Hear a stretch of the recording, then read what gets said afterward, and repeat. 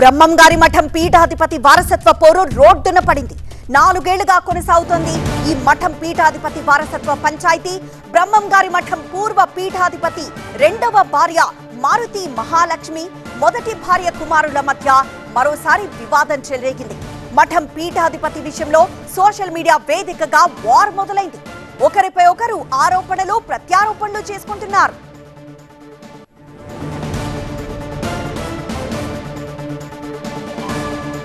మఠం పీఠాధిపతి వివాదంపై మారుతి మహాలక్ష్మి కీలక వ్యాఖ్యలు చేశారు. 4 ఏళ్లుగా నాపై దుష్ప్రచారం చేస్తున్నారంటున్నారు మారుతి మహాలక్ష్మి. ప్రభుత్వం కూడా ఎలాంటి చర్యలు తీసుకోవడం లేదంటున్నారు. వీలునామా ప్రకారం పీఠాధిపతి నియామకం జరగాలంటున్నారు మారుతి మహాలక్ష్మి. మఠం పీఠాధిపతి విషయంలో అసలు వీలునామాలో ఏముంది, వీలునామాపై మారుతి మహాలక్ష్మి ఏమంటున్నారు అనే అంశాలపై మరింత సమాచారం మా సీనియర్ కరెస్పాండెంట్ సుధీర్ అందిస్తారు. బ్రహ్మంగారి మఠానికి సంబంధించి పీఠాధిపతి నియామక ఇష్యూ దాదాపు 4 ఏళ్లుగా ఇంకా కొలిక్కి రాలేదు. అయితే ఈ మధ్య కాలంలో మరోసారి ఈ బ్రహ్మంగారి మఠానికి సంబంధించిన ఇష్యూ తెరపైకి వచ్చింది.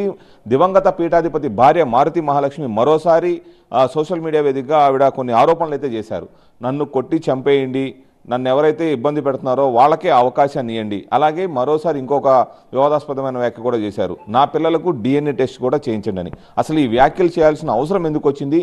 ఆవిడ మనతోనే ఉన్నారు. చెప్పండి మేడం, ఈ వ్యాఖ్యలకి గల కారణాలు ఏంటి? ఎందుకని మీరంతా ఘాటైన వ్యాఖ్యలు చేశారు? అంటే ఇది ఇప్పటి నుంచి జరగట్లేదండి. గత 4 ఏళ్లుగా నా మీద సోషల్ మీడియాలో చాలా అమానుషమైనటువంటి దుష్ప్రచారాలు జరుగుతున్నవి. కనీసము ఈ గవర్నమెంట్ తరఫున కానీ అట్లా ప్రభుత్వం తరఫున కానీ ఏ విధమైనటువంటి చర్యలు లేవు. ఒక మహిళ మీద ఇంత దారుణంగా తీవ్రంగా అంటే ఒక చంపేయకపోయినా కూడా మానసికంగా చంపేయాలి అన్న ఒక దృష్టితో సోషల్ మీడియాలో అనేక గ్రూపులలో పెట్టి మమ్మల్ని ఏదో ఒకటి చేయాలని ఆలోచనలో ఉన్నారు. ఇది పీఠము కోసము అది ఆశతో చేస్తున్నారు, ఇంకోటి అయితే నాకైతే తెలియదు. కానీ ఈ దుష్ప్రచారాలు అనేవి చాలా ఘోరంగా ఉన్నాయి. దాని గురించి నేను మొన్న ఎస్పీ దగ్గర పోవడము, మన మైదుకూరు DSP దగ్గర పోవడం కూడా జరిగింది. ప్రభుత్వ పరంగా కూడా ఏం చర్యలు లేవండి. దాని గురించి నేను ఇంకా ఆ విధంగా మాట్లాడాల్సి వచ్చింది. ఇంకా నా పిల్లల పుట్టుక గురించి కూడా మాట్లాడారు. ఇంతకంటే అమానవీయమైన విషయం ఇంకోటైతే లేదు. అసలు అట్లా మాట్లాడాల అవసరం ఏందో వాళ్ళకి నాకు అర్థం కావట్లేదు. అందుకే అట్లా DNA టెస్ట్ కూడా చేయండి అని చెప్పాల్సి వచ్చింది. మీతో పాటు మొదటి భార్య పిల్లలు కూడా పీఠానికి సంబంధించిన పీఠాధిపతి కావాలని కోరుకుంటున్నారు. అంటే ఎవరు దీని వెనకాల నుండి ఎవరు నడిపిస్తున్నారు కదా? ఇక్కడ వెంకటాద్రి స్వామి, PPN ప్రసాద్, దత్తాత్రేయ, పర్లకొండ పెంచలయ్య, ఈ సన్నబోయిన శ్రీనివాసు అనే అతను, పొన్నేకంటి శ్రీనివాసు అతను మెయిన్గా ఉన్నారండి. వీళ్ళు అమానుషంగా ప్రవర్తిస్తున్నారు. మరి వాళ్ళకి నేనేం అన్యాయం చేశానో నాకైతే అర్థం కావట్లేదు. దాని గురించి ఇది తీవ్రంగా ఉంది నా మీద చాలా వరకు. అంటే వాళ్ళు కూడా కోర్టుకి వెళ్ళారు కదా, అంటే పీఠాధిపతికి సంబంధించి అసలుకి మీకున్న వీలునామాలు ఉన్నాయంటున్నారు. గతంలో రాసిన వీలునామాలు కానీ అసలు ఫైనల్గా రాసిన వీలునామాలో ఏముంది మీకు తెలిసి? ఫైనల్గా వీలునామా ఏంటంటే వీళ్ళు ఎవరికి అర్హత లేదని చెప్పేసి స్వామి దాంట్లో రాసున్నారు. మా మట్టం లాయర్ గారితో రాపిచ్చారు స్వామివారు. అది కూడా దాంట్లో వీళ్ళకి ఎటువంటి అర్హత లేదని అదే స్పష్టంగా రాశారు కూడా.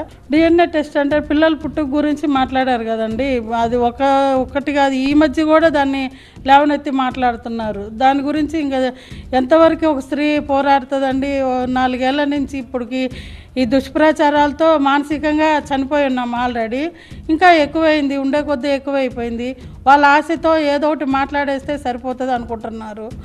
అది ఇంకా మనుషులు ఇంకా అంతకంటే ఇంకా మానసికంగా చచ్చిపోవాల్సిన అవసరం లేదు కదండి. ఇంకా అందుకని ఇంకా DNA టెస్ట్ కూడా పెట్టండి అని చెప్పి మేము కోరామన్నమాట. వాళ్ళ నాన్నగారితో విభేదాలు ఉన్నాయి. గత 2014లో కూడా చాలా దారుణంగా ప్రవర్తించారు. వాళ్ళు ఒక తండ్రి మీద ఎలాంటి కొడుకులు చేయని ఇది చేశారు వాళ్ళు. అలా ఆయన మానసికంగా చాలా ఇదిగా అయిపోయి 2018లో వీలునామా రాశారండి.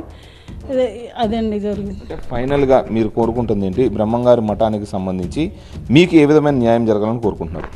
మాకంటే అండి ఏదైతే వీలునామా రాశారో స్వామివారు అది చెల్లుబాటు అవ్వాలండి. స్వామివారి మాట అది బాగా నిలబెట్టాలని చెప్పి మా తాపత్రయము. హైకోర్టు ఇచ్చిన ఉత్తర్వుల ప్రకారం త్వరితగతిన బ్రహ్మంగారి మఠానికి సంబంధించిన పీఠాధిపతిని కూడా ఏర్పాటు చేయాలని చెప్పేసి ఉత్తర్వులున్న నేపథ్యంలో మరోసారి ఈ ఇష్యూ తెరపైకి వచ్చిన పరిస్థితులు కనబడతా ఉన్నాయి. దానికి తోడు ఏదైతే దివంగత పీఠాధిపతి భార్య మారుతి మహాలక్ష్మి ఉందో ఆవిడ కూడా అనేక ఆరోపణలు కూడా చేస్తూ ఉన్నారు.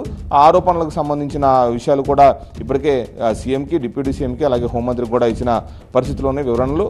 దానికి సంబంధించి పూర్తి స్థాయిలో ఏదైతే బ్రహ్మంగారి మఠం ఇష్యూకి సంబంధించి త్వరితగతిన పీఠాధిపతి నియామకం అయితే జరగాల్సి ఉంది.